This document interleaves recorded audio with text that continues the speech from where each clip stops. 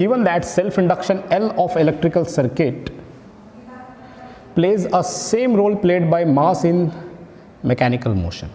So what is the role of the mass in the mechanical motion, guys? Simple. Mass, it is the measure of inertia in mechanical motion. Mass opposes the motion. Change of state को oppose करता है mass, either state of rest or motion. तो बिल्कुल वैसे ही यहाँ पे inductor जो है वो चेंज इन करंट को अपोज करता है, ये हमको शो करना है. That means we have to show the analogy. और साथ ही साथ हमको ये शो करना है कि ये जो सेल्फ इंडक्टेंस है ये 2 टाइम्स वर्क डन होता है.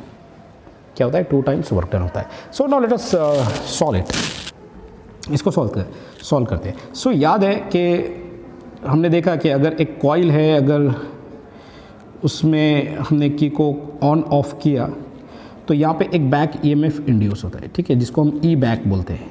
ई बैक भी बोलते हैं या उसको ई एल भी लिखते हैं, ठीक है, ई बैक या ई एल. और ये क्यों हो रहा है? तो सर्किट का करंट इंक्रीज़ हो रहा है या डिक्रीज़ हो रहा है, इससे लिंक्ड फ्लक्स चेंज हो रहा है. That you know very well. और ये है कितना देखो. सो इसको हमने कैलकुलेट करके निकाला है. E is equals to minus L into D I by D T. ठीक है, तो मैं बजाय ई के इसको ई एल लिख देता हूँ या ई बैक लिख देता हूँ. E M F induce in the inductive circuit. Now try to understand. अगर ई बैक यहाँ पे इंड्यूस हो गया है, यानी एक ई एम एफ इंड्यूस हुआ है such that it opposes the change in current, इसका मतलब बैटरी को अब करंट प्रोवाइड करने के लिए कुछ काम करना पड़ेगा. देखिए यहाँ पे ये ई बैक करंट के इंक्रीज होने को अपोज कर रहा है, और अपोज कर रहा है तो this battery has to do some work to make the current steady. Current को मैक्सिमम करने के लिए, स्टडी करने के लिए इस बैटरी को कुछ तो काम करना पड़ेगा ना. किसके अगेंस्ट में काम करना पड़ेगा? इसके अगेंस्ट में. Getting my point. EMF opposite direction में, करंट उसके अपोजिट डायरेक्शन में. तो करंट को इंक्रीज करने के लिए बैटरी को कुछ वर्क डन करना पड़ेगा, क्योंकि अब ये ई बैक अपोज कर रहा है चेंज इन करंट को. और ये कितना वर्क डन करना पड़ेगा? What is the amount of work done?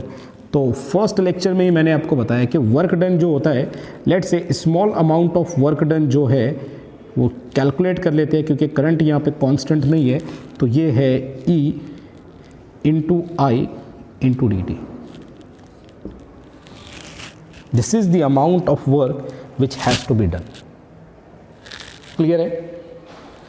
So now let us, और यहाँ पे हम क्या कर देते हैं ना, ये जो E है ये ई एल होगा, क्योंकि यहाँ पे ये ई एल है, ई बैक है. अब इस इक्वेशन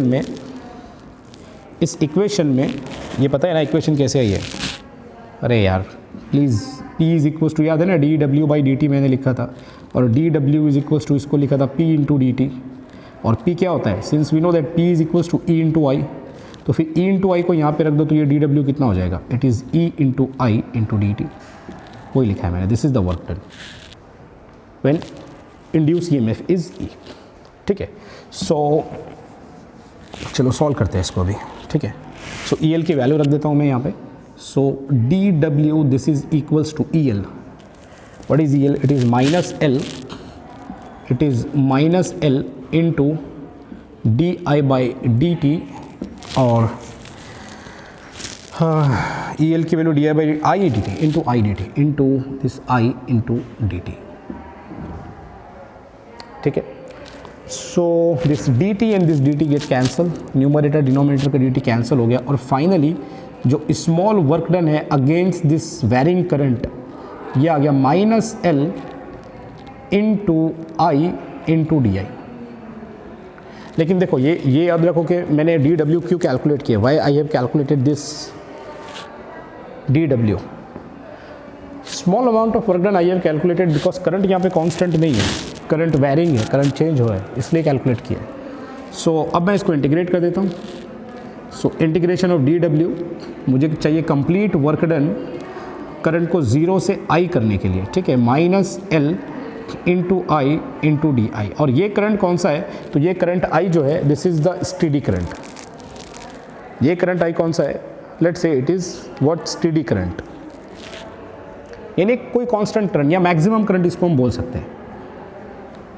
पीक करंट या मैक्सिमम करंट या स्टेडी करंट, करंट को स्टडी करने के लिए मुझे कितना काम करना पड़ेगा, तो मैंने इसको इंटीग्रेट किया इस इक्वेशन को.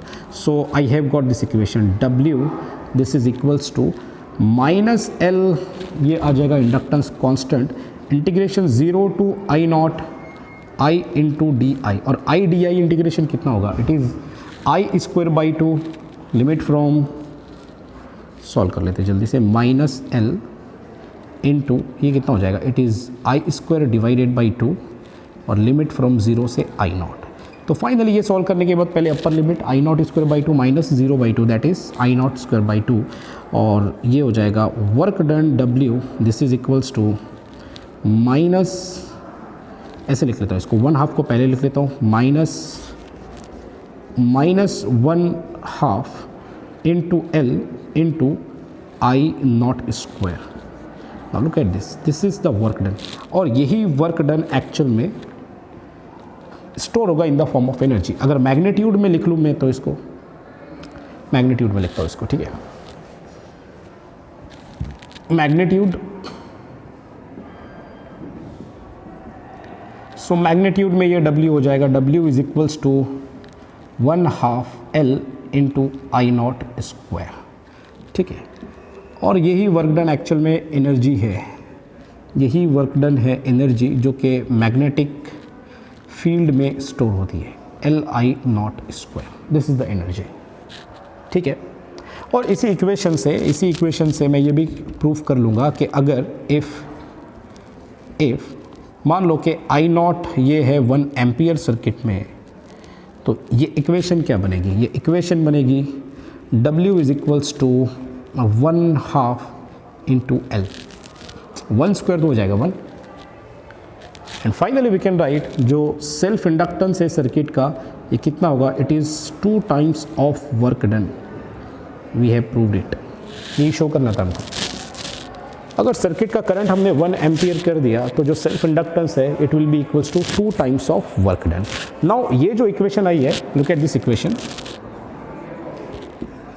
इस इक्वेशन को देखो. इस इक्वेशन को अगर मैं हमारे मैकेनिकल मोशन में जो इक्वेशन होती है एनर्जी की, उसके साथ अगर मैं कंपेयर कर लूँ तो क्या होता है, मैकेनिक्स में हम क्या लिखते हैं, energy is 1/2 mv square, correct. तो यहाँ पे हम इसको थोड़ा सा कंपैरिजन कर लेते हैं. देखो इसको कंपैरिजन करने पर क्या हो जाएगा, यहाँ पे एनर्जी है, यहाँ पे 1/2 है, I स्क्वायर की बजाय V स्क्वायर है, तो यहाँ पे देखो मास की बजाय क्या है, यहाँ पे मास की बजाय है इंडक्टेंस. सो ये दो इक्वेशन से ये प्रूफ होता है कि जिस तरीके से मैकेनिक्स में मास चेंज इन स्टेट को अपोज करता है, बॉडी के आइदर रेस्ट पर है तो वो रेस्ट पर रहना चाहेगा, मोशन में है तो मोशन में रहना चाहेगा, यानी चेंज इन स्टेट को अपोज करता है, उसी तरीके से इलेक्ट्रिकल सर्किट में ये इंडक्टेंस जो है ये चेंज इन करंट को अपोज करता है. अगर करंट 0 है तो ये इसको इंक्रीज़ नहीं होने देगा इंडक्टेंस, और अगर ये इंक्रीज़ हो गया, मैक्सिमम हो गया, तो ये इसको डिक्रीज़ नहीं होने देगा, ठीक है. So I hope you have understood.